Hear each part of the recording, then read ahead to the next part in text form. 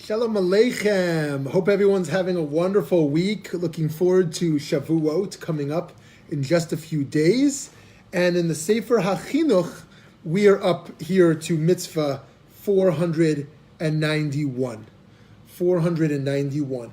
Now, we often think of the Torah as having to do with ritual law, kosher laws and Shabbat laws and synagogue and prayer. And all of that, of course, is important and crucial to the Jewish tradition. But one could argue at the essence, we are pursuing justice. We are pursuing societal transformation. And the rituals are instruments or tools to help us achieve that broader goal of inner change and outer change. And we see here with Mitzvah 491 that the Torah is deeply concerned and invested in establishing judges and officers in our communities and throughout the land.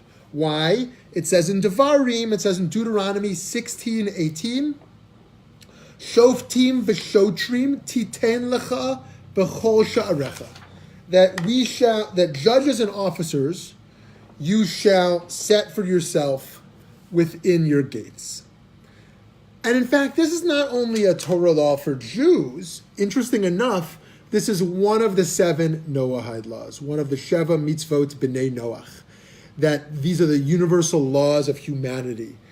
That means this is one of the Torah convictions that is not merely for Jewish society in a particularistic kind of way, but the aspiration is that we can be an Or LaGoyim, we can be a light to the nations in some manner, where we can inspire and educate and partner in solidarity with other societies in the establishment of judges and officers throughout the land. So let's get into the details a little bit here.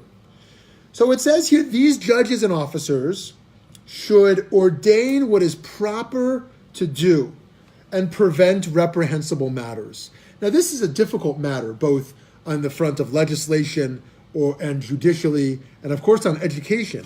How do we as parents or as educators or as community leaders inspire and maybe even regulate or even penalize, inspire good behavior and regulate against negative behavior? And the Torah from the beginning is wrestling with this question. So to start, there is a series of courts. This is before the American democracy and before the American judicial system and other types of judicial systems, that the Torah thousands of years ago was already setting up this type of system. So to start, it's among the requirements of the precept that these justices should be of the highest caliber. These are people of great midot, great character, that we should appoint in every town and every city. There's not just one local place. They should be everywhere. Wherever we live, they should be there. And there, in every town and city, there should be 23 judges. And this we call a small Sanhedrin. Sanhedrin Katana. Sanhedrin Katana. It's a small Sanhedrin that should be in every city. But however, in Jerusalem, the great Beit Din, this great court, this great Sanhedrin, is not going to have 23 judges like we see in every town and city, but this one's going to have 70. It's going to have 70. You're going to appoint 70, and then you're going to appoint one leader who's going to be called the Rosh Yeshiva, the head of the academy. So every local city has 23 judges, and then you have the great Sanhedrin, the 70 with the Rosh HaYeshiva as the leader, and then you have, and he's the one who the sages will call Nasi. They'll call him the Nasi, and then there's another system that in a location with a small number of inhabitants, which can't have even a Sanhedrin Katana, can't even have a small Sanhedrin, then there's 3 judges appointed. Okay? And they are to judge very simple, easy matters, and if it's something too big, they should send it up to a higher court. Sound familiar to our American justice system? And then in addition, we should appoint these officers who can also help to regulate. Okay? Now we've seen a couple categories. We saw that on the highest level, there's the Sanhedrin, the 70, and then we have the Rosh Yeshiva, the Nasi, and then in the smaller city, in the other cities and towns, we have the Sanhedrin Katana, the small courts of 23 judges. And then in the really small areas, we have 3. and they bump up issues when it's too big. And then we have officers also to regulate out in the streets. Now it says something very interesting here, that with this method, we can establish our system of law while fear of our officers and judges is cast over the mass population. Okay, fear-based. Then, as a result of being accustomed to goodness and decency out of fear, the people will educate their nature to do justice and righteousness out of love, as they recognize the path of truth. Umitoch hergelam betov uv'yosher mechamat yira yilamdu ha'am tiv'am lasot mishpat b'tzedek me'ahava. So what the Sefer Chinuch says here is that we need to strike fear into society, the fear of punishment, the fear of disobedience of what is good and right and just. And that should not be the end point. The end point is that people not do what's good out of fear of punishments. But ultimately the Sefer Chinuch says, Lasot mishpat v'tzedek me'ahava, that ultimately they will come to educate themselves and condition themselves to do it out of love. Out of love. And this is a deep insight, of course, into how we understand human behavior and ethical behavior in general, that there are some people, sadly, who never get beyond the fear of punishment. That's what they're motivated by, being caught, or they only want the reward of being seen. But ultimately, in raising children or in educating or in society building, we want to get beyond fear of punishment into a place where people do what's right for its own sake. And yet, we're never naive enough to think that we should let down our systems of justice, of regulation, and of punishment. That there should never be judges or never be officers. That while we strive to build the nobility of our character for those who will operate out of love, right? Lasot mishpat v'tzedek me'ahava, that at the same time we have to establish these courts for those who are not ready to operate by love for justice, but those who will only operate by fear of punishment. The Sefer Chinuch continues, the most distinguished of the 70 justices in the Great Sanhedrin sits below the Nasi, right? This Rosh Yeshiva, that below this Nasi is the Av Beitin. The Av Beitin, this head of the court who sits just below. Okay, the Sefer Chinuch says something very interesting. How should this Sanhedrin be situated? V'chulan yoshvin be'igul asui kamo chatzi goren. Right, that all are seated in the round, but not just the round, in the form of half of a threshing floor, in a semicircle. Now the Sfas Emes says something very beautiful here. The Sfas Emes says, what, semicircle? Doesn't make any sense. There's no audience, right? They are dealing with each other. They're in deep discourse, right? In like a Platonic dialogue, in a Socratic dialogue. Why should they be in semicircles? So Sfas Emes says, the great Hasidic thinker, the Ger Rabbi, says that the other half of the circle is completed by the angelic court.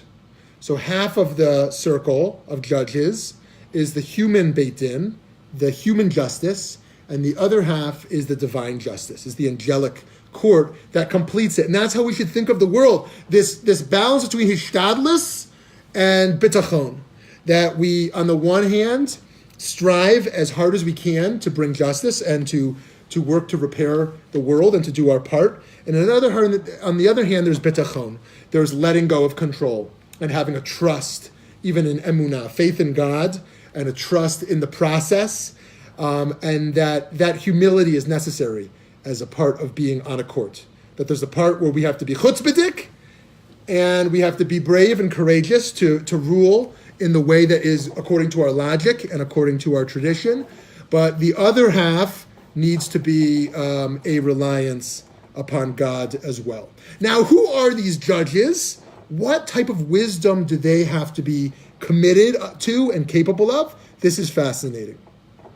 Neither to the great Sanhedrin nor to a small one are any to be appointed, but people wise and understanding in the wisdom of the Torah, anashim chachamim unvonim b'chachma haTorah, who also know something of other fields of wisdom, the Sefer Chinuch says.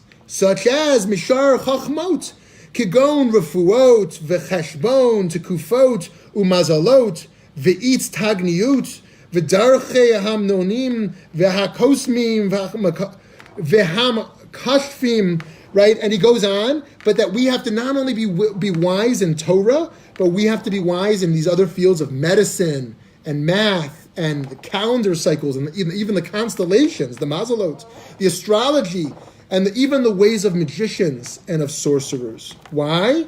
So that they should have the knowledge to judge the people regarding all these approaches if they should need to. That one needs to be a Renaissance person.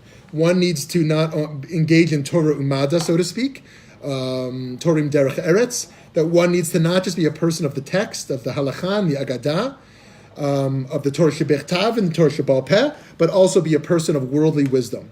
And we know how important that is today, to truly understand the Torah, to understand philosophy and psychology and sociology, and math and politics and a whole bunch of dimensions, that these judges, you don't understand the Torah in modern times if you're not engaged in secular study, worldly wisdom. You can't apply it to the complexity of the unique situations we're dealing with if we haven't engaged in this as well. And this is a religious imperative to be wise in all fields.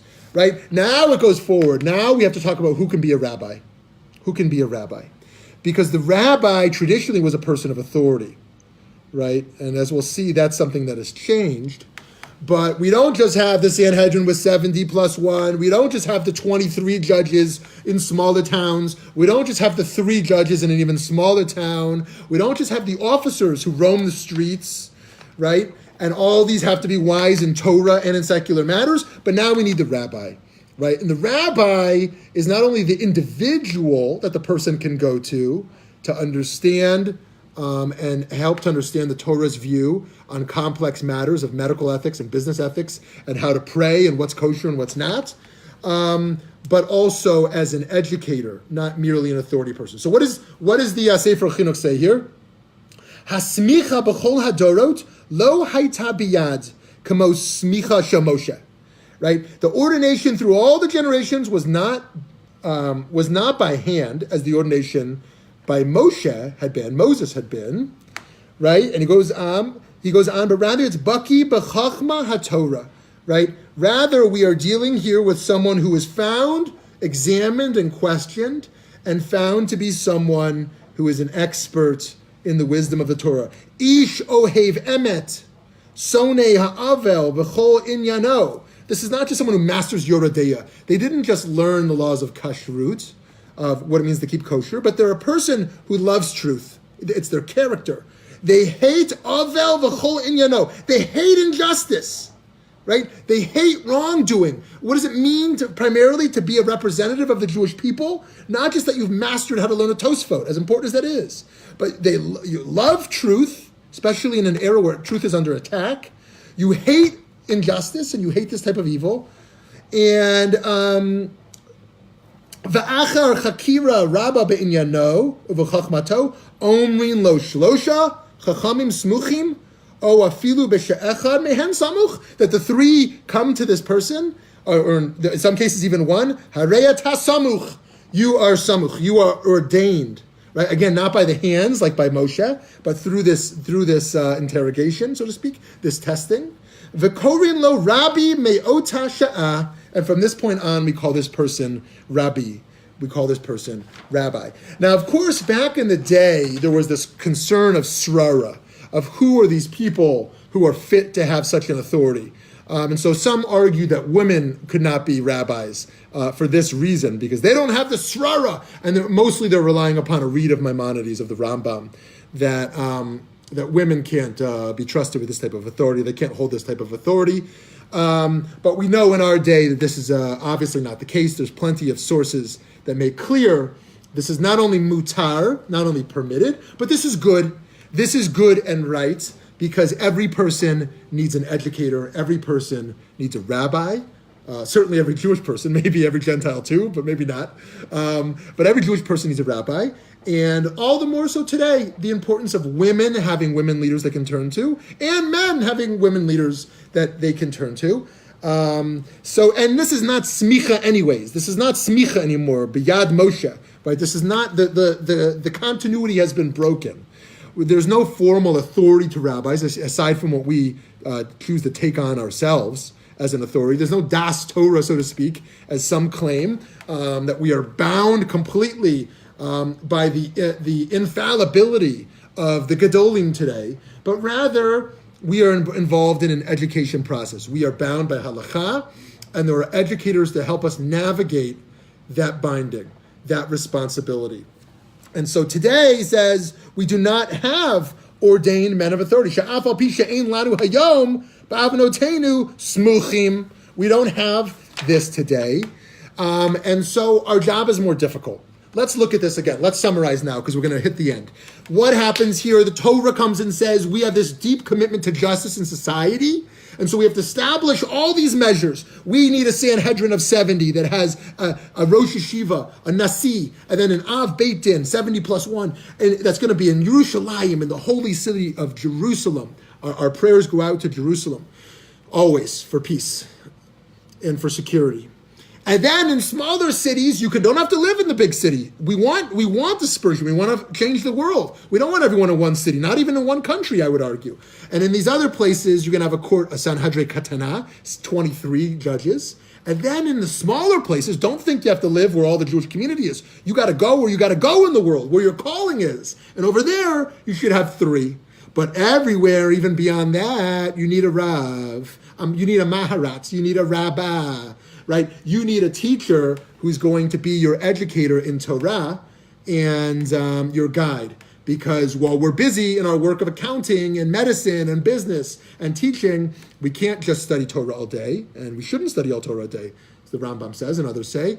Then actually we need to rely upon those who are doing that, who are experts in Torah to help guide us. At the same time, we have to exercise our autonomy and our learning skills. We don't just give over our moral compass to a rabbi.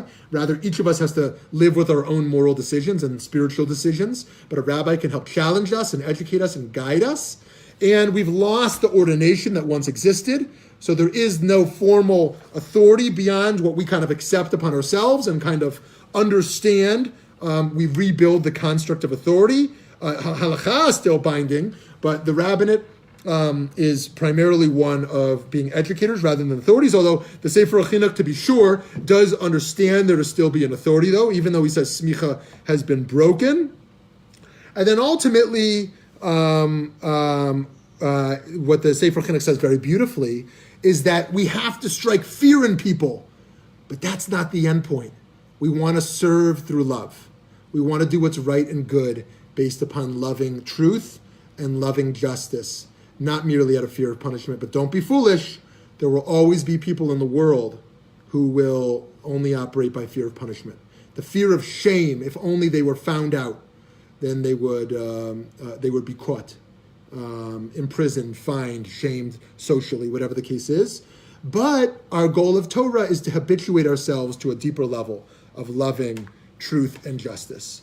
And so today we see in America, we see in Israel, we see around the world that in just countries, the important role of the judicial branch, which plays this role of checks and balances, right? Because the Torah has a strong executive branch. It's called the Melech, the king, is the executive branch, and not a very strong legislative branch in the way we think of it today in modern society, which is why if a whole court is unanimous in their decision to put someone to death, in theory, then the verdict is the person is vindicated, even though everyone said they are guilty. Why? Because there is no lawyer to defend that person. There's only judges, and now that every judge agrees, there's no advocate for that person, right? So there needs to be an advocate. So the Sefer Chinuch ends here with a bracha from Sefer Daniel 12:3. The book of Daniel, chapter 12, verse 3, saying, V'hamaskilim yazhiru kezohar harakia umatzdikei harabim kechochavim leolam va'ed. And those who are wise shall shine like the brightness of the firmament, and those who turn the many to righteousness like the stars forever and ever. May we in our day, each of us, take responsibility out of a place of love for our own moral and spiritual responsibilities in the world, And at the same time, may we understand human nature and the fact that violence and corruption will always exist, and wrongdoing, and continue to strengthen our courts and officer systems to be just and committed to truth, so that the Jewish people and B'nai Noach, all people, can fulfill this mitzvah, mitzvah 491, mitzvah number 3 for the B'nai Noach, to construct just societies in the world. Thank you so much, and Chag Sameach.